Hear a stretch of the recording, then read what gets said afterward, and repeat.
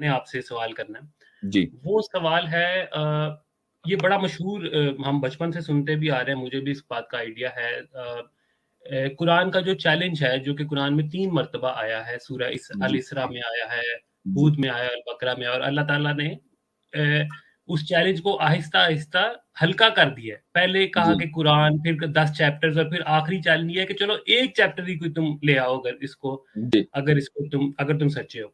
तो मेरा आपसे ये अंडरस्टैंडिंग के हवाले से, क्योंकि मुझे ये बड़ा कभी समझ, यानी कि मैंने कई और लोगों से भी बात की, तो मुझे समझने में मुश्किल होती है, क्योंकि कोई भी इसका इतना क्लियर जवाब नहीं दे पाता। तो जी मैंने सोचा आपसे पूछूं। पहला बहुत सवाल बेहतर। तो ये है कि क्या ये चैलेंज सिर्फ हजरत मोहम्मद के वक्त तक का था, या फिर ये चैलेंज आगे भी, आज भी वैलिड है, रहती दुनिया तक, रोजे क़यामत तक वैलिड है ये चैलेंज? पहला सवाल ये, फिर मैं एक फॉलो अप क्वेश्चन करूंगा। ये चैलेंज रहती दुनिया तक है। रहती, ठीक है, मुझे यही उम्मीद थी, बिल्कुल। ठीक। अच्छा, अब मेरा दूसरा जो मेन सवाल है ना, वो ये है कि जैसे हम जानते हैं लिटरेचर में बड़े-बड़े नाम हुए हैं, शेक्सपियर है, और मुख्तलिफ, इलामा इकबाल की भी पोएट्री बड़ी ज़बरदस्त है, और बहुत से ऐसे शोरा, बहुत से प्रोज़ लिखने वाले, हर हिसाब से हर ज़ुबान के अंदर कुछ बड़े नाम होते हैं। अब सवाल मेरा कुछ इस तरह है कि ये चैलेंज, पहली तो बात ये है कि अगर कोई शख्स चाहता है इस चैलेंज को मीट करना, तो उसका जो, और वो अगर कोई कलाम पेश करता है अपना, जी ठीक है? तो फिर ये किस बेसिस पे उसके कलाम को कुरान के कलाम के साथ कंपेयर किया जाएगा, उसका जज कौन होगा, और कैसे ये बात फिर साबित होगी कि उसका तरीक़ेकार क्या होगा कि हाँ, वाक़ई क्या ये उस लेवल का कलाम है या नहीं है, या उससे कमतर है या उससे बढ़तर है? उसके जजेस कौन होंगे, उसका क्राइटेरिया क्या होगा, और किन-किन बातों को मद्देनज़र रखा जाएगा? क्योंकि कुरान के अंदर कुछ ऐसी भी सूरतें हैं जिनके अंदर पुराने वाक़यात हैं, पुराने नबियों के वाक़यात हैं। कुछ हैं जो फ्यूचर के हवाले से हैं, क़यामत के रोज़ के बारे में हैं, यानी कि मुख्तलिफ टॉपिक्स कुरान के अंदर डिस्कस हुए हैं। तो फिर कैसे इस चीज़ को, यानी कि ये चैलेंज समझना मेरे लिए ठीक काफ़ी है, मुश्किल। मैं आपका मकसद समझ गया हूँ, आपका सवाल का।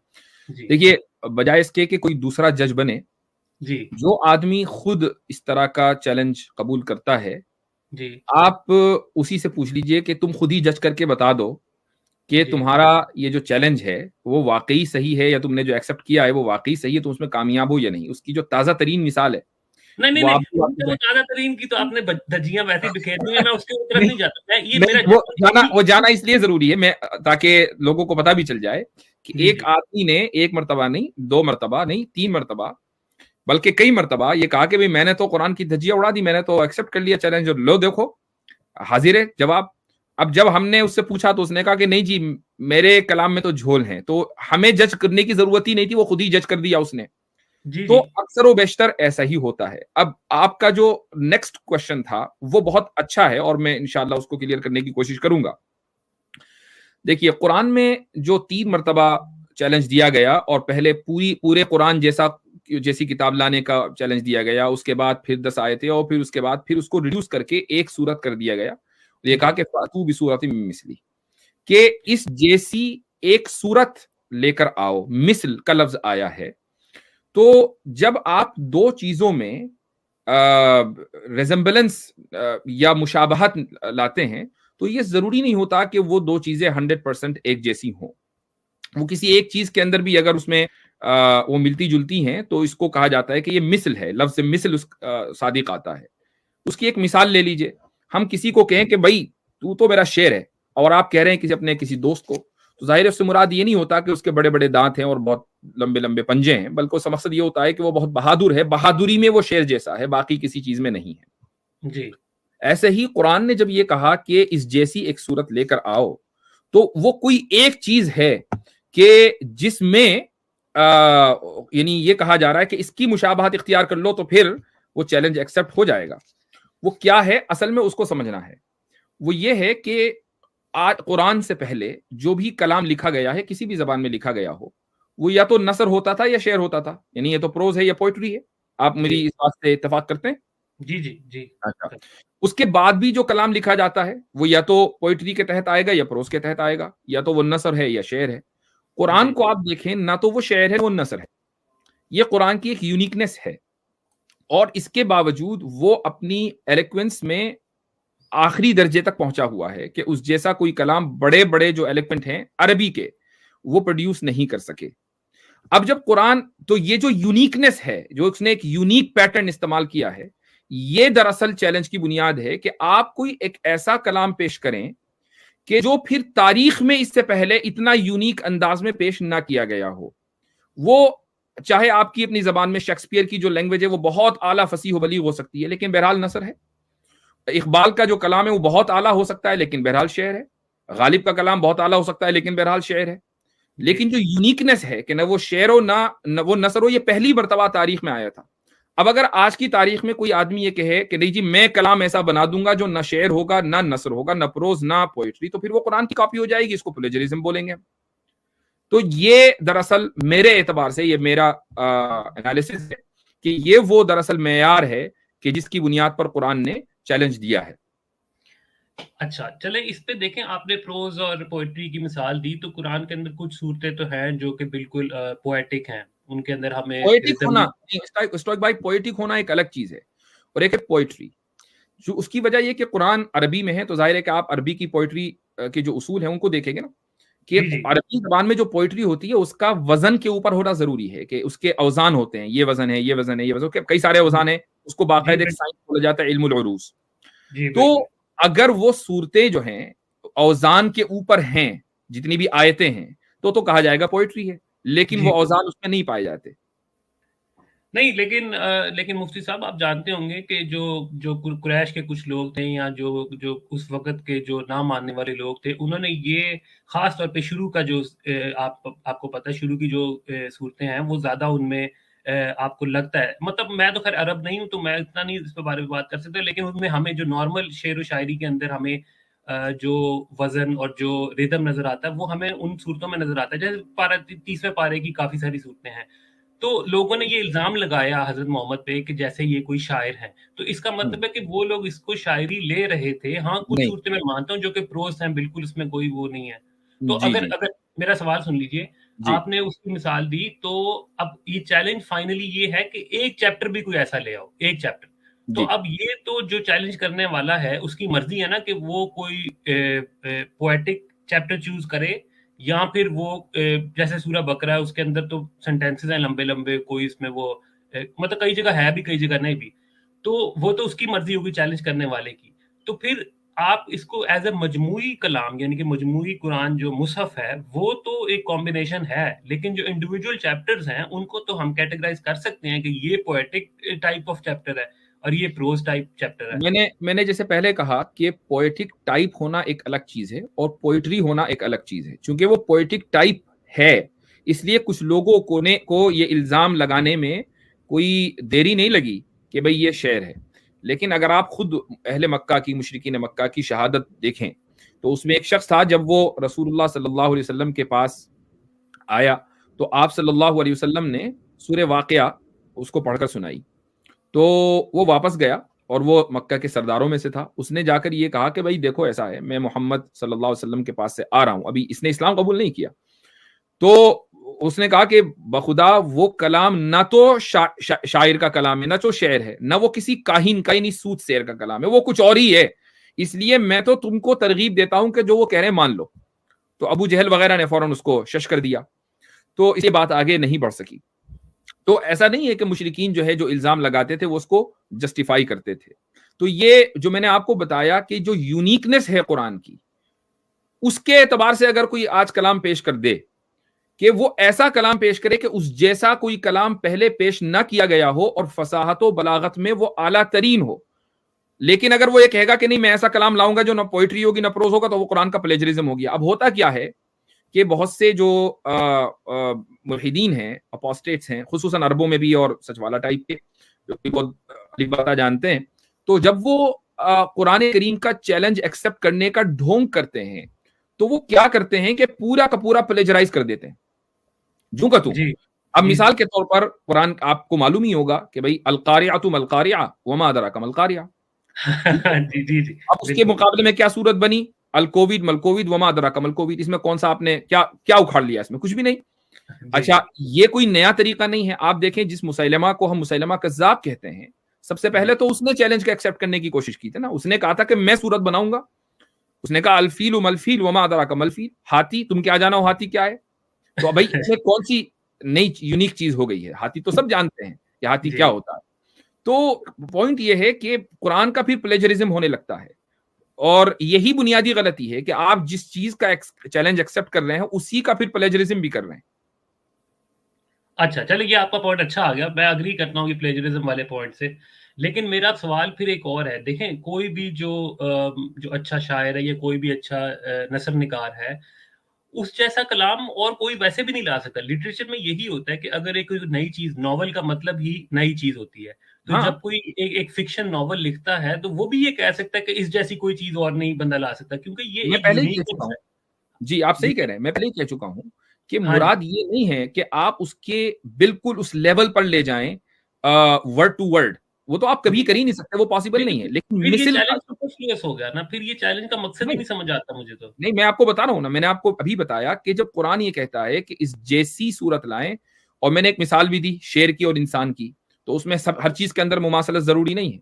तो उससे मुराद ये होता है कि जो यूनिकनेस इसमें है कि ना ये शायरी है और ना ये पोइट्री है ना प्रोज है, और इसके बावजूद फसाहत में आला तरीन है और कॉन्ट्रडिक्ट नहीं कर रहा है आपस में, और भी बहुत सारी चीजें, इस यूनिकनेस के साथ कोई कलाम आप लेकर आए।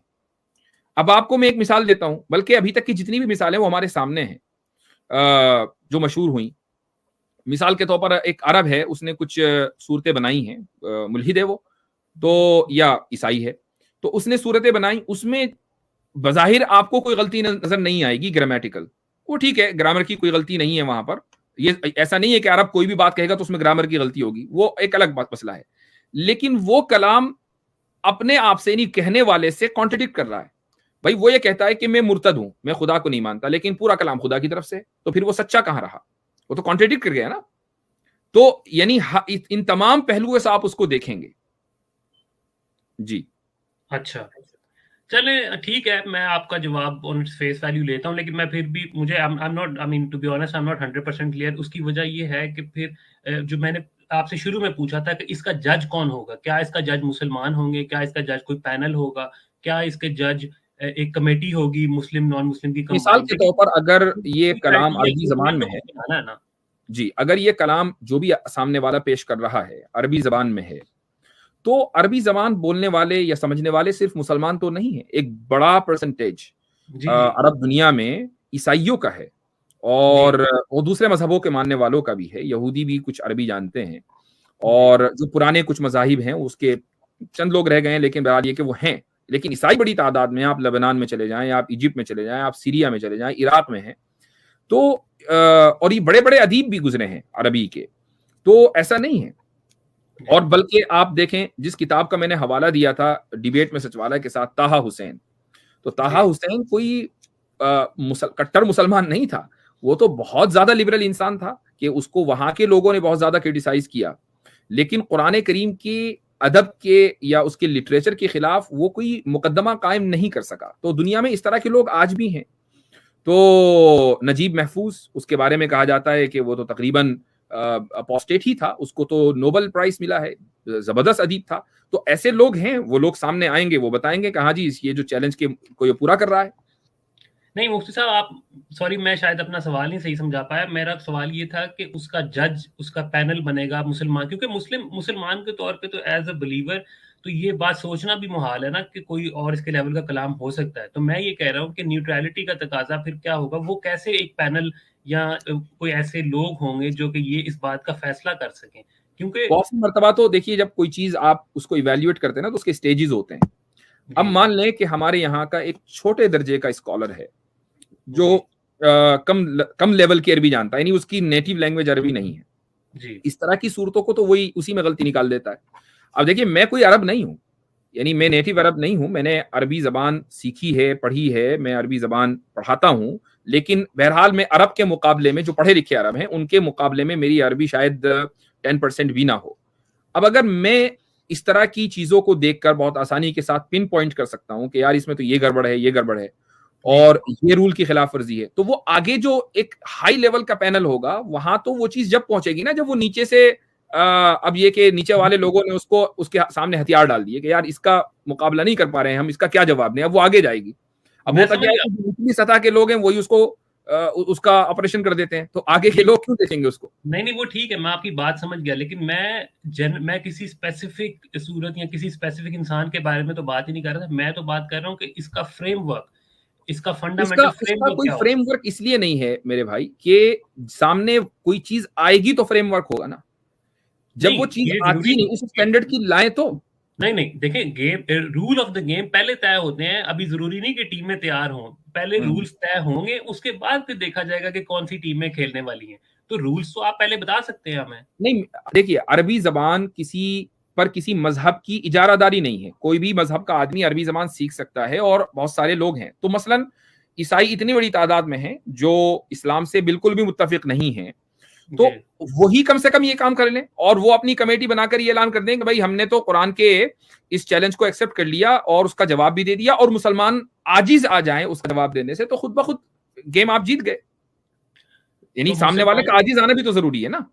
लेकिन अगर वो आपको क्रिटिसाइज करके आपकी दलील को कंडेम कर देता है और उसको खत्म कर देता है, तो फिर आपका जो चैलेंज, आपने जो कुरान का चैलेंज एक्सेप्ट किया, उसकी कोई हैसियत नहीं रह गई। नहीं, तो फिर तो ये तो एक नेवर एंडिंग डिबेट हो जाएगी ना, इसका तो कोई कंक्लूजन नहीं कभी ये निकल सकता इस बारे में। बहुत सारी चीजें ऐसी होती हैं कि आप लोगों के ऊपर भी छोड़ा जा सकता है। बहुत सारी चीजें ऐसी होती हैं कि जब आप लॉजिकली या फिलोसॉफिकली क्रिटिसाइज करते हैं, तो हर एक आदमी को जिसमें कॉमन सेंस है उसको समझ में आता है। जिसको जरा सी भी अरबी जबान की शुद्धबुद्ध होगी उसको समझ में आ जाएगा। बल्कि ऐसी ऐसी गलतियां होती हैं कि जो अरबी जबान नहीं जानते उनको भी हम बताने में कामयाब हो जाते हैं कि देखो ये गलती कर रखी है। नहीं, वो तो देखें, आप बात कर रहे हैं किसी स्पेसिफिक जो चीज़ आ गई। मैं बात ही कुछ और कर रहा हूँ। मैं बात कर रहा हूँ कि इसका फैसला मुसलमान कभी किसी नॉन मुस्लिम का फैसला मानेंगे? लेट्स से मैं आपको एक मिसाल के तौर पे कोई 5-6 क्रिश्चियंस हैं जो कि अरबी जानते हैं, नेटिव अरब स्पीकर्स हैं, बड़े फसीह व बलीग हैं अपनी ज़ुबान में। उनके सामने कोई चीज़ इस तरह की बात आती है, वो उसको करार दे देता है कि जी ये कुरान की फलानी सूरत से बेहतर कलाम है। फॉर एग्ज़ाम्पल, मैं कोई स्पेसिफिक नहीं बात कर रहा। तो क्या फिर वो फैसला उन लोगों का जो रिस्पेक्टेड भी हो, इवन मुस्लिम में भी रिस्पेक्टेड हो, तो क्या आपको लगता है कि मुसलमान उस फैसले को कभी मानेंगे? मेरा नहीं नहीं, ख्याल। मुसलमानों से मुराद मुस्लिम उलमा अगर हैं, और मैंने जी, जी, पहले ही उनकी कहा बात। कि अगर वो आजिज आ जाएं कि हाँ भाई ये जो कलाम आ गया है इसका जी, कोई जवाब नहीं है वाकई हमारे पास। आखिर मुशरिकीन ने भी तो मक्का के एतराफ किया था ना कि इसका कोई जवाब नहीं है हमारे पास। तो ऐसे ही मुसलमान भी एतराफ कर सकते हैं, पॉसिबल तो है। लेकिन वो कलाम आएगा तभी तो। हमारा तो ये अकीदा है कि कलाम आ ही नहीं सकता, तो हम ऐसा फ्रेमवर्क या ऐसा प्रोसीजर बनाएं क्यों? जब हमने ये मान लिया है कि ऐसा कलाम नहीं आएगा, क्योंकि जी, हमारा कुरान करीम के एक एक लफ्ज और उसके एक एक हर्फ की सदाकत के ऊपर ईमान है, जी। तो अब हमें फ्रेमवर्क बनाने की जरूरत नहीं है। बल्कि बिल्कुल, वो तो तब इसका बनेगा मतलब जब वो कलाम सामने आ जाए। अब हम सर जोड़कर बैठेंगे कि यार ये तो बड़ा मसला हो गया, यानी ऐसा पॉसिबल है, मैं बता रहा हूं। जी, जी, ठीक होता है, तो लेकिन इसमें एक आपका जवाब अपनी तौर पे तो ठीक है, लेकिन इसमें एक फंडामेंटल इश्यू ये है कि आपने फैसला पहले ही कर लिया हुआ है, तो फिर आगे किसी चीज़ की तो गुंजाइश, गेम की तो फिर गुंजाइश ही खत्म होगी ना, जब फाते का फैसला पहले ही हो चुका है। तो ये थोड़ा-सा इसमें इश्यू है इस बात में। नहीं, तो आप हमें देखिए, एक आदमी फातेह है, वो हर ग्रैंड स्लैम जीतता है, तो अब आपकी जिम्मेदारी ये है कि आप उसको किसी गेम में जाकर हरा दें। भाई मैं तो अपने आप को फातेह ही समझूंगा ना, मैं क्यों अपने आप को लूजर समझूं? नहीं, यानी लेकिन मेरे अभी अंदर ये सलाहियत है, मेरे अंदर ये पोटेंशियल है, तो मैं अपने आप को फातेह समझूंगा। अब कौन सा वो उसने 21st जीता है ग्रैंड स्लैम टेनिस का, जी, क्या जी, नाम है उसका? नडाल ने, हाँ जी, हाँ जी, नडाल ने। 21st, हाँ जी। तो वो अपने आप को फातेह ही समझेगा। अब उसके चैलेंज को रोकने के लिए कोई ऐसा ही जाए बंदा और जाकर उसको हरा दे। नहीं, और लेकिन वो गेम के शुरू होने से पहले तो अपने आप को फाते नहीं, वो कह दे कि मैं तो पहले से ही फाते हूँ, तो वो तो फिर जो जो एरोगेंस इस हो तरह के जाती है। चैंपियंस होते हैं ना, वो ये पहले ही कह के जाते हैं कि भैया जीतेंगे तो हम ही जीतेंगे। नहीं, वो तो चले ठीक है, लेकिन फिर भी यानी फ्रेमवर्क तो उसका तय हुआ हुआ है ना, उसको पता है कि ये फलाने जजेस बैठे हुए हैं, इस तरह पॉइंट्स मिलते हैं, मेरे पॉइंट ज्यादा हो गए तो मैं तो वो जीतूंगा हमने भी उसके। बता दिया, कि ये पॉइंट्स हैं, इन पॉइंट्स के ऊपर आप कलाम ले आए, नहीं, वो पॉइंट। ठीक है, तय हो जाएगा। ऐसा नहीं है कि पॉइंट्स क्लियर नहीं है, बिल्कुल क्लियरिटी के साथ कि कुरान की कॉपी नहीं होनी चाहिए, और जो उसलूब कुरान ने इख्तियार किया है वो ऐसा यूनिक है, तो उस यूनिकनेस के साथ आप कोई कलाम प्रोड्यूस करें जो फसीह हो, बलीग भी हो, एलोक्वेंस अपनी इंतहा पर पहुंचा हुआ हो, और साथ में कॉन्ट्रडिक्ट ना करता हो। तो इतनी खुसूसियात के साथ आपको पूरे गेम पॉइंट्स बता दिए, स्टेडियम भी तैयार है, हमें मालूम है कि जीतेंगे हम ही, आप आइए, खेलिए हमारे साथ। ठीक है, चलें, बस मैं लास्ट चीज़ पूछ लूँ और फिर मैं इजाज़त चाहूँगा। क्या इसका अरबी में ही होना ज़रूरी है या फिर किसी भी ज़ुबान में हो सकता है? देखिए, मैं जिस अंदाज से आपको कह रहा हूँ कि वो एलोक्वेंस हो, इसमें यानी उलमा जो हमारे मुफस्सिरीन हैं, उनमें 2 राय पाई जाती हैं। पहली राय तो ये है कि उसका अरबी में होना ज़रूरी है, चूँकि अच्छा। अरबी में जो फ़साहत है, जो बलागत है, वो दूसरी ज़बान में उतनी नहीं है उन लोगों के नज़दीक। लेकिन मैंने इसीलिए पहले कहा कि ये मेरी अपनी अंडरस्टैंडिंग है और उस एतबार से वो किसी भी ज़बान में हो सकता है। उसका अरबी में ही होना ज़रूरी नहीं है, क्योंकि हर ज़बान के अंदर जो है, इल्ला ये कि वो ज़बान ऐसी है कि उस वो फसीह बलीग होती नहीं है। मसलन यानी वो कोई भी स्लैंग लैंग्वेज है, ऑब्वियसली अगर वो स्लैंग है तो उसमें फसाहत बलागत नहीं होती है। तो अगर जी, लेकिन जो एस्टैब्लिश्ड लैंग्वेजेज़ हैं उसमें सबको पता है कि ये जो लेवल है, ये एलोक्वेंस का लेवल है, ये उससे नीचे जो है वो सड़क वाली ज़बान इस्तेमाल होती है या स्लैंग लैंग्वेज उसको कहा जाता है। तो वो किसी भी ज़बान में इस यूनिकनेस के साथ अगर वो कलाम आ जाए, तो फिर वो कुरान करीम के चैलेंज का जवाब होगा। यानी कि आपका पर्सनल पॉइंट ऑफ व्यू ये है कि अरबी में होना ज़रूरी नहीं है, अगर मैं सही समझ मेरा रहा हूँ तो। पर्सनल पॉइंट ऑफ व्यू ये है। जी हाँ। ठीक हो गया, लेकिन इसमें इख्तिलाफ है उलमा जी हाँ, के। बिल्कुल। ठीक, चलें, बहुत शुक्रिया मुफ्ती साहब, थैंक यू सो मच, बहुत शुक्रिया टाइम देने का, थैंक यू। No problem. ठीक। क्योंकि हम लोग कैसे कुरान एनालाइज करते हैं वो तो आपको पता ही जी। है। जी, जी, अच्छा, जी, जी। दूसरी दूसरी बात ये कि स्टोइक साहब का जो सवाल है, उसपे मेरा एक मेन कमेंट था। जी, आपने जो गुफ्तगू की है, माशाल्लाह बहुत टेक्निकल गुफ्तगू की। जी। और उसको समझने के लिए मुझे नहीं लगता कि उनके पास अभी उतना नॉलेज है कि वो उतना डीप जा पाएँगे वहाँ तक, और अरबी के वो जो प्रिंसिपल्स हैं उसको डराइव करके वो किसी कंक्लूजन पे उतरेंगे। औज़ान की जी, जहाँ तक आपने बात की। जी। तो मेरा एक और नज़रिया था इसको देखने का कि वो चैलेंज क्या है और उसको मीट करने के क्या क्या पैरामीटर्स हैं। तो बहुत मतलब टाइम ज़्यादा हो गया तो मैं शॉर्ट में एक बात कहूँगा, हाँ। छोटी-सी बात है जी, जी, कि देखिए सूरह तूर में एक आयत है। उस आयत में जहाँ पर ये कहा रहा है ना, कहा जा रहा है कि एक चैप्टर आप ऐसा लाइए। हुँ। उससे ठीक पहले एक आयत आती है जहाँ पर ये कहा जा रहा है कि अल्लाह माफ़ करे कि ये कुरान जो है इसने खुद ही कर लिया है। अल्लाह माफ़ करे। ये आयत है वहाँ पर। हुँ। सूरह तो तूर में ना? सूरह तूर में हुँ। जी। सूरह तूर में आयत नंबर आई थिंक नहीं अ, आप बात करते रहें, बात करते रहें। जी। जी, जी। हुँ। अ, अन तक़ूलूना ऐसे कुछ आयत है। जी, जी, जी, जी। ऐसे कुछ, हाँ, ऐसे करके कुछ आयत है वो, जी। सूरह तूर में। तो वहाँ पर जो बात हो रही है वहाँ हम वहाँ यक़ूलून तक़व्वलह बल ला यस, युमिनून यस, यस, यातू यस, यस। बिहदीसिम मिस्लिही इन कानू सादिक़ीन। करेक्ट, करेक्ट, यही आयत है, जी। यही आयत है। तो इस आयत से एक एक पैरामीटर और एक प्रिंसिपल डिराइव हो रहा है। जी। इल्ज़ाम लगाया जा रहा है कि इस शख्स ने, अल्लाह माफ़ करे, ये कुरान खुद से गढ़ लिया। जी। अच्छा, अब जब हम बोलते हैं कि भाई ठीक है, तो फिर अब ये प्रिंसिपल यही होगा। अब जिस प्रिंसिपल पे और जिस मोड पे मोहम्मद सल्लल्लाहु अलैहि वसल्लम ने कुरान को रिसाइट किया और वो जो आयत आई, उसी पैरामीटर पे आपको आयत लेकर आनी पड़ेगी। वो क्या है कि कोई भी आयत जब आई है वो इम्प्रॉम्प्टू आई है। इम्प्रॉम्प्टू हिंदी में क्या बोलेंगे इसको, इम्प्रॉम्प्टू को मुझे मुझे नहीं पता। इम्प्रॉम्प्टू मतलब अ, बिना किसी प्रीवियस कहीं पर वो मेंशन थी। मोहम्मद सल्लल्लाहु अलैहि जी। वसल्लम के ऊपर सीधा रेवलेशन हुआ है। हुँ। और ऐसी कई सारी रिवायतें हैं जहाँ पर ये आता है कि डायरेक्ट डायरेक्ट रेवलेशन हो रहा है और डायरेक्ट वो इम्प्रॉम्प्टू बोल रहे हैं। हुँ। ठीक। तो किसी भी अगर कोई भी सूरत लेकर आते हो, मिसाल के तौर पे अगर सूरह कौसर जो सबसे छोटी सूरत है, जी। उसके कंपैरिजन में भी कोई लेकर आते हैं तो वहां पर भी दो तीन उसूल निकल के आ जाते हैं। पहला उसूल तो ये है कि आपको इम्प्रॉम्प्टू बोलना है। हुँ। पहला उसूल ये है। इम्प्रॉम्प्टू बोलने के बाद उसमें जो फसाहत और जो बलागत है उसको मैच करे। तीसरा मैं हिंदी का लफ्ज़ तो नहीं जानता हूँ, लेकिन उर्दू में उसको फिल बदीह बोलते हैं, तो जो मुसलमान हैं वो आराम से समझ जाएँगे। जी। करेक्ट, करेक्ट, फिल जी। बदी आना चाहिए कलाम। पहली कंडीशन ये है। स्टोइक जी। साहब को ये चीज समझनी पड़ेगी कि इसके कंपैरिजन में कुछ भी आप लाएंगे वो फिल बदी होना चाहिए, जी। क्योंकि इल्जाम आपने पहले लगा दिया और कुरान ने उसूल वहां पर सेट कर दिया है कि जी। आप ये कहते हैं कि ये इस शख्स का गढ़ा हुआ है, ठीक है, चलो तुम भी ऐसे ही गढ़ो, फिर ऐसे ही गढ़ के दिखाओ। तो वही उसूल है। दूसरी बात ये है कि सबसे छोटा जो चैप्टर है उसमें दो आयतें ऐसी हैं, तीन ही तो आयतें उसमें, उसमें दो आयतें ऐसी हैं जिसमें जिसमें की प्रेडिक्शन थी। हुँ। इन्ना अअतैना कल कौसर, हुँ। मतलब हमने तुम्हें अता किया है क्या, कौसर। जी। ये एक जी। प्रेडिक्शन थी जो उनकी लाइफ में पूरी हुई। जी। और इन डेफिनेटली नशानी का हुआ अबतर, ये ये भी भी पूरी एक हो गई। प्रेडिक्शन थी, ये भी पूरी हो गई। जी अब आप देखिए कि पहले तो इम्प्रॉम्प्चू हो, उसके बाद उसमें फसागत और बलागत हो उस लेवल पे जो मतलब एपेक्स है, उसके जी बाद उसमें कोई ऐसी बात कही हो जो नॉवेल हो।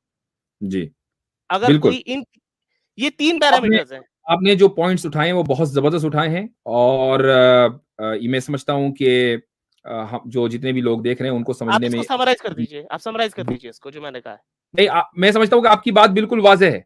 यानी आपने जो पॉइंट्स उठाए उसको समराइज़ करने की ज़रूरत नहीं है। You did a great job. और यानी मैं भी वो बात नहीं कह पाया था जो आपने कह दी है, माशाल्लाह दैट्स ग्रेट। आपका सिर्फ तारुफ करा दूँ बहुत से लोग जो पहले से नहीं वाकिफ़ हैं। हमारे जो सही मुस्लिम भाई हैं वो नो मुस्लिम हैं, यानी उन्होंने इस्लाम कबूल किया है और माशाल्लाह वो कुरान करीम का बड़ी गहराई के साथ मुताला करते हैं, और उसका जो नतीजा और असर है वो आप लोग देख ही रहे हैं। जी, शुक्रिया। कुछ नहीं, जो अल्लाह चलें। काम लेता है जिससे। हाँ, तो मेरे ख़्याल से सही मुस्लिम साहब एक काम ये करेंगे हम कि किसी दिन जी, हम एक स्ट्रीम इसी पर करते हैं, फलियातू बिहदीसिम मिस्लिही पर, कि करेक्ट, करेक्ट, करेक्ट। और उसको दिखाते हैं कि वो चैलेंज क्या है और कैसे, अगर किसी को करना है कबूल तो वो कैसे करे? हुँ, उसका पैरामीटर्स क्या हैं? हाँ, ठीक है? 3 पैरामीटर तो हमने यहीं पर रख दिए जो कि मीट जी, नहीं जी, जी। होंगे। और हाँ, तो आप जी, उसके बाद फिर सूरह बकरा में स्टार्टिंग में आयत आती है, आयत जी, नंबर 23 है। जी, आई थिंक 23 है, 24 है। तो जी। आयत नंबर 24 में शायद ये कहा गया है कि वो ऐसा कभी कर ही नहीं पाएँगे। हुँ, हुँ, राइट, इसका मतलब ये सही है है। कि ये इम्पॉसिबल है। तो जी, जो चीज़ इम्पॉसिबल, उसके पैरामीटर्स भी इतने हाई स्टैंडर्ड्स के हैं, तो कोई मीट कर ही नहीं सकता। तो राइट, स्टोइक साहब को मेरे ख्याल से थोड़ा-सा और वो गहरा मतलब कंटेम्पलेशन नहीं करें। वो हमारे गुलज़ार भाई आ गए ना स्टोइक स्टोइक साहब तक बात पहुँचाने के लिए। जी, गुलज़ार साहब क्या अच्छा, अच्छा। हाल-चाल? ठीक। स्टोइक साहब भी आ गए हैं, लो। मेरे ख़्याल से लो स्टोइक साहब भी जी, मौजूद बिल्कुल मैं ठीक हूँ। स्टोइक को भी ले सकते हैं मुफ्ती साहब अगर वो हैं मौजूद? आ गए, गए। जी। जी, अस्सलाम वालेकुम। मैंने मुफ्ती साहब देखें, पहली बात तो ये है सही मुस्लिम साहब, मैं मुफ्ती यासिर साहब से सवाल पूछने आता हूँ, उनसे डिबेट करने नहीं आता, इसलिए मेरा अंदाज़ बिल्कुल एक जिस तरह एक इंसान सवाल करता है और मैं उनके हुस्न ज़न पे जो वो जवाब देते हैं, मैं उसको ले लेता हूँ। लेकिन क्योंकि आप आए हैं और मैंने आपसे तो सवाल किया नहीं था, लेकिन मैं चाहूँगा कि मैं आपको रिस्पॉन्स ज़रूर दूँ एज़ अ काउंटर। देखें, मैंने नंबर तो नहीं बताया था, लेकिन मैंने सूरह बकरा की वो आयत के बारे में मैं बात कर रहा था, जो आयत नंबर 23 है। जो आपने क्राइटेरिया पेश किया ना, मेरी नज़र में ये बिल्कुल गलत है। थोड़ा-सा अदना तालिब इल्म मैं भी हूँ कुरान का, और कुरान मैंने भी पढ़ा है, तो आपका पहला ये मेरे पे इल्ज़ाम लगाना कि स्टोइक साहब इस चीज़ को या उस चीज़ को समझ ही नहीं सकेंगे, ये गैर मुनासिब बात थी, एक बात। दूसरी बात ये कि जो आयत नंबर 23 में जो अल्लाह ताला फरमा रहा है, वो ये है कि अगर तुमको इस किताब में जो हमने अपने बंदे पर नाज़िल फरमाई है कुछ शक हो, तो इसी तरह की एक सूरत तुम भी बना लाओ और खुदा के सिवा जो तुम्हारे मददगार हों उनको भी बुला लो, एटसेट्रा एटसेट्रा। आपने जो पेश किया है पॉइंट, मैं उससे डिसएग्री इसलिए करता हूँ क्योंकि आपने ऐड कर दी चीज़ फिल बदी की। इसमें ये जो तीनों जगह पे जहाँ पे सूरह अल इसरा में, अल हूद में और बकरा में किसी भी जगह इस तरह का इंदिया नहीं मिलता कि ये फिल बदी होनी चाहिए। यहाँ पे वाज़ह ये है चैलेंज कि बना लाओ। बना लाओ मीन्स कि ठीक है, मेहनत करो, करो जिस तरह भी करना है। मैं तो नहीं बनाने लगा, मैं तो खुद अरबी नहीं हूँ, मैं तो सिर्फ़ अंडरस्टैंड करना चाह रहा था कि इस चैलेंज का मतलब क्या है। लेकिन क्योंकि आपने मेरे पे डायरेक्ट एक हवाले से मतलब अपनी असम्पशन की जो कि गैर मुनासिब थी, और दूसरा आपने जो क्राइटेरिया बनाया फिलबदी वाला, मैंने उस पे अब अपना रिस्पॉन्स रिकॉर्ड करा दिया है, तो आप जवाब दे सकते हैं। Thank you. जी, सही मुस्लिम साहब, चूँकि ये आप ही ने उठाया तो आप ही जवाब दीजिए। वरना फिर मैं जवाब दूँगा इंशाअल्लाह। जी। जवाब मैं ही दे देता हूँ। देखिए स्टोइक साहब, मैं आपको एक बेसिक चीज़ बता देता हूँ कि ये बात मैं कई बार कह चुका हूँ। आपको पहले भी ये बात मैंने कही थी पिछली स्ट्रीम में जब आप आए थे। मैं आज भी कह रहा हूँ कि कुरान को समझने का सबसे बेहतरीन जो एक प्रिंसिपल जो कुरान ने दिया है, वो सूरह ज़ुमर की आयत नंबर 23 है। मैं समझता हूँ, क्योंकि मेरी जितनी भी स्टडीज़ हैं उसी आयत के आस-पास घूमती रहती हैं, तो मैं आपको फिर से बता रहा हूँ कि किसी भी टॉपिक को समझने के लिए आप एक आयत को सिंगल आउट नहीं कर सकते। आपको उस टॉपिक से रिलेटेड जितनी भी बातें कही गई हैं, उसको साथ में मिला के एक कंप्लीट जो एक रिडल है उसको सॉल्व करना पड़ता है। जो आप ये कह रहे हैं कि आयत नंबर 23, आपने शायद आयत नंबर 23 शायद ठीक से पढ़ी नहीं है। वहाँ पर बात क्या हो रही है? मैं ज़्यादा टाइम नहीं लूँगा, लेकिन मैं आपको इतनी बात बता दूँ कि आप ये 3-4 जगह जो बात हुई ना, उसको आप मिला लें और वहाँ पर इल्ज़ाम क्या-क्या लगाया गया है। एक जगह तो ये कहा गया है कि जो आपके जो साथी हैं, जो मतलब उनको ले आओ तो नहीं बना पाओगे। एक जगह कहा कि इंसान और जिन भी अगर साथ में आ जाए तो भी नहीं बना पाएंगे। क्राइटेरिया वो नहीं है जो आप बता रहे, क्राइटेरिया कुरान बताएगा। कुरान ने 3 जगह या 4 जगह जहां भी ये बात कही है, वो उससे पहले और बाद में जो आयतें हैं वहां से आपको प्रिंसिपल ड्राइव करना पड़ेगा। आप मुझे बताएं ये क्या कुरान प्रिंसिपल आप अपनी तरफ से ड्राइव कर रहे हैं, ये आपकी नहीं, तो अपनी तरफ से क्यों कर रहा हूं मैं? इंटरप्रिटेशन है। एक मिनट, सूरह तूर खोलिए जरा, सूरह तूर खोलिए, खोलिए जी सूरह बताएं, तूर। आयत नंबर बताएं। बताता हूँ आयत नंबर मैं आपको भी। आयत नंबर अभी मुफ्ती साहब ने पढ़ी थी वो आयत, क्योंकि जी मेरा हम यक़ूलून तक़व्वला, ये है आयत है। जी जी नंबर ये बता है, दें मुझे, मैं हाफिज नहीं हूँ। जी मैं बता रहा हूँ 33 है जी खोलिए, उससे पहले क्या कहा हाँ जा रहा जी, है, पढ़िए जरा, हाँ जी 32 पढ़ूं। पढ़ो। अच्छा, सूरह 32 वाली है जी। क्या इनकी अक्लें उनको यही सिखाती हैं, बल्कि ये लोग हैं ही शरीर। क्या कुफार कहते हैं कि इन पैगंबर ने कुरान अज खुद बना लिया है। बात यह है कि ये खुदा पर ईमान नहीं रखते। अगर ये हाँ, तो सच्चे ये हैं तो इल्जाम ऐसा नहीं है। ऐसा कलाम नहीं हाँ, ये ये मेरी बात सुने। तो नहीं इसमें नहीं नहीं, कोई बात, पहले इसमें आप फिलबदी वाली कोई बात प्रिंसिपल, ही नहीं है। इसमें पहले फिलबदी प्रिंसिपल वाली की बात बात, ही कोई नहीं है। पहले प्रिंसिपल देख लेते हैं, क्या यहाँ पर इल्जाम लग रहा है या नहीं लग रहा है। सीधी बात करते हैं ना, जी जी, क्या इल्जाम बताएं। इल्जाम लगा रहे ना भाई, जो इल्जाम उन्होंने लगाया था, क्या इल्जाम हाँ, तो लगाया था इसमें कि ठीक एक है, मिनट एक मुझे मिनट, मैं आप इंटरप्ट ना करें, मैं बात कंप्लीट कर लूं। ये कहा गया है कि इस शख्स ने, अल्लाह माफ करे, मोहम्मद सल्लल्लाहु अलैहि वसल्लम ने ये कुरान खुद गढ़ लिया है, ये उनका इल्जाम था।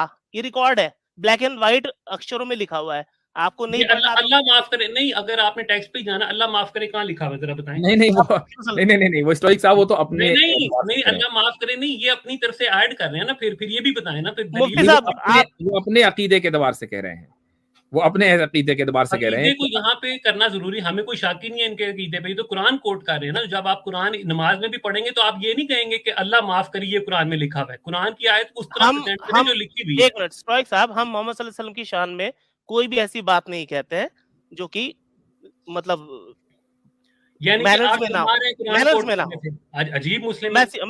मैं सीधे कुरान, सुनिए एक मिनट, उस मौजू से हट जाएगी, उसको छोड़िए। असल ये है कि अम यक़ूलून तक़व्वलहू, ये जो लफ्ज है तक़व्वुल है, उसके ऊपर सारी बात हो रही है। सही मुस्लिम साहब का जो पॉइंट है वो तक़व्वुल के ऊपर है कि अल्लाह ताला ने यहाँ ये उसूल सेट किया है, उसकी जी बुनियाद पर फिर आगे बात होगी। तो अगर जी स्टोइक साहब आप उसको रद्द करना चाहते हैं तो उसको रद्द कीजिए।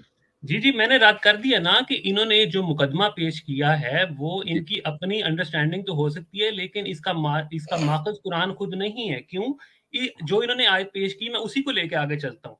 इन्होंने जो आयत कोट की उसके अंदर कुरान में लिखा हुआ है, क्या ये कहते हैं, ब्रैकेट में कुफार है लेकिन डजंट मैटर, क्या ये कहते हैं कि इस शख्स ने ये कुरान खुद घड़ लिया है।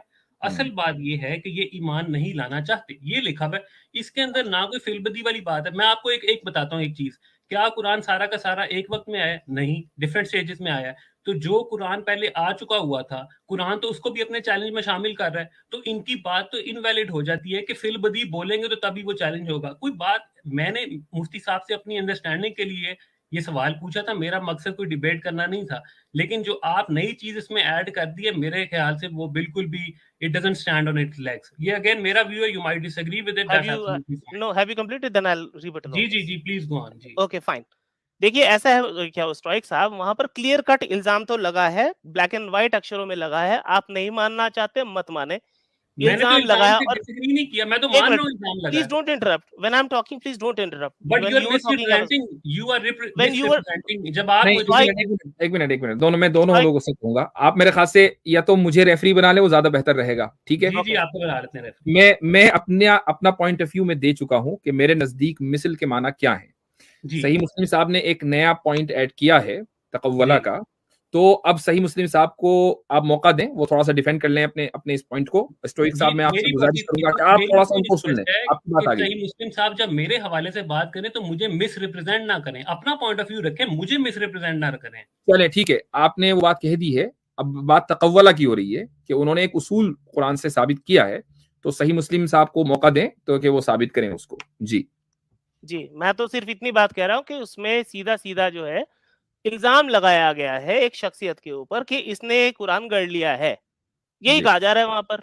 ये तो नर्सरी का बच्चा भी समझ जाएगा।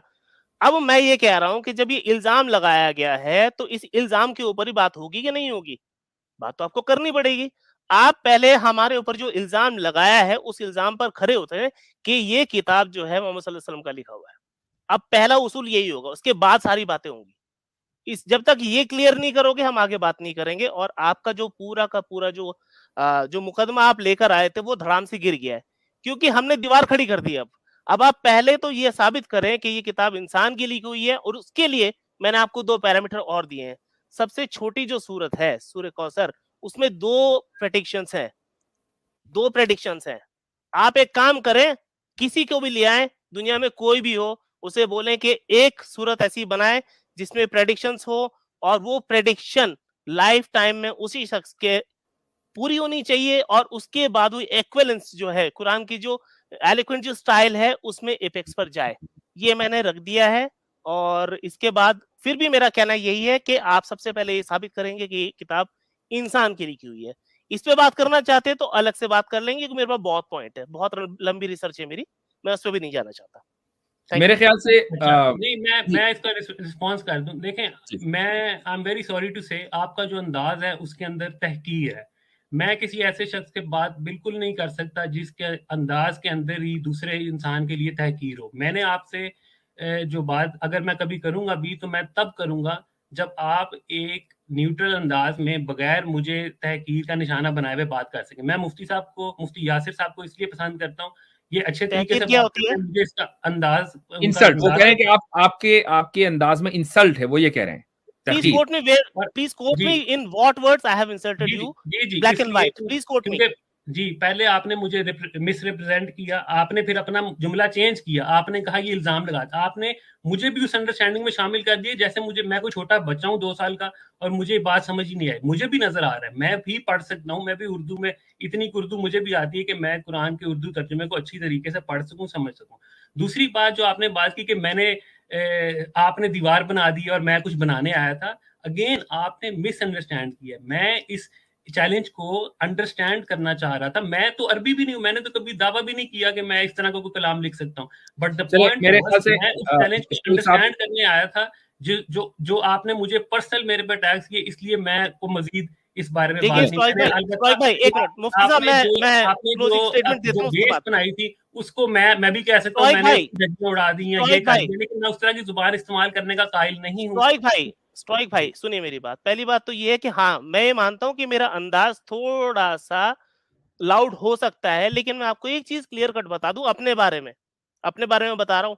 जब कुरान के स्टैंड लेने की बात होती है तो ना मैं मुफ्ती साहब को सुनता हूं, ना मैं किसी और स्कॉलर को सुनता हूं, फिर मैं लाठी लेके खड़ा हो जाता हूं इल्म की बुनियाद के ऊपर। ठीक है, तो मैं हम आज की लाठियों वालों से नहीं बात कर सकते, सॉरी टू से। अब थैंक आप यू। मुहावरा भी नहीं समझते हैं तो आप कुरान तो आप भूल जाइए कि आप कुरान के आसपास नहीं पहुंच नहीं, ये पाएंगे। मुहावरे ऐसा की नहीं बात होगा। नहीं है, मुहावरे की बात मैं उन लोगों से सिर्फ बात करूंगा जो कि बात को मैंने सुनने बोला की, इल्म की अपना लाठी, पॉइंट इल्म की लाठी क्या रखने होती की, है भाई? बगैर इल, तहकीर के जो एक लोग मिनट, काबिलियत ए- रखते हैं बगैर तहकीर के बात करने की, मैं उनसे चलिए, बात मेरे ख्याल से करने सुनिए, I have to interfere now. मेरे ख्याल नहीं, से यहाँ बात जो he है, has to, no, मुफ्ती साहब, he has to first of all cut my rebuttal। जो मैंने बोला है कि पहले आप ये साबित करेंगे कि ये किताब इंसान की लिखी हुई है, उसके बाद बात मैं करेंगे। तो ये साबित करना ही नहीं आया था, नहीं, मैं तो तो जब आप नहीं साबित कर सकते तो आप आगे बात क्यों कर रहे हैं?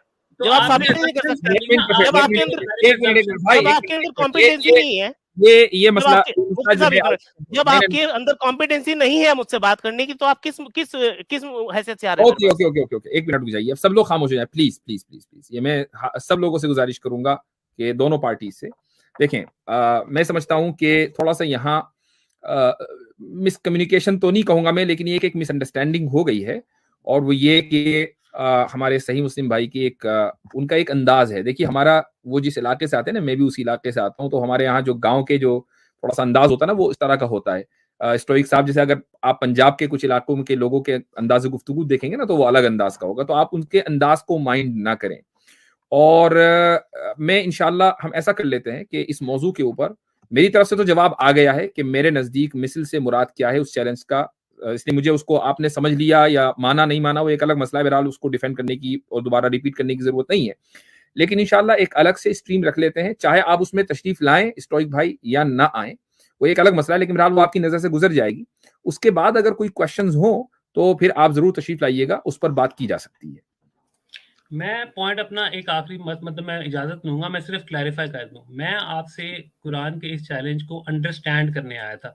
मेरा हरगिज ये नहीं था कि जी फलाना कलाम ये कंपेयर कर लिए, या मैं कुरान को मैन मेड कह रहा हूँ या नहीं, सही है, वो मेरे आपने बिल्कुल वाजे कर दी बात, ठीक बिल्कुल है, बहुत अलाइन है। अच्छा। जी लेकिन जो जिस तरह मुझे रिप्रेजेंट किया गया, मुझे उससे थोड़ा सा कंसर्न पैदा हुआ, इसलिए मैं दोबारा आया हूं। नहीं तो आपको पता है मैं 3-4 मरतबा आपसे पहले जी बात कर चुका हूँ, कोई जी। मुझे कभी कभी ऐसी कोई बात नहीं हुई। मैं रिस्पेक्ट चले करता हूँ ठीक है, आपकी आपने अपना पॉइंट ये क्लियर कर जनरल दिया। बात थी, ये जनरल बात थी, मैंने आपका नाम लिया उसके लिए मैं माफी चाहता हूँ, लेकिन मेरा चलिए ये बस बात जनरल खत्म हो गई। हाँ देखिए अब चलें इसमें खत्म साहब उन्होंने खत्म माफी करें। का लफ्ज बोल दिया, आप बात खत्म कर दें बस अब यहीं पर।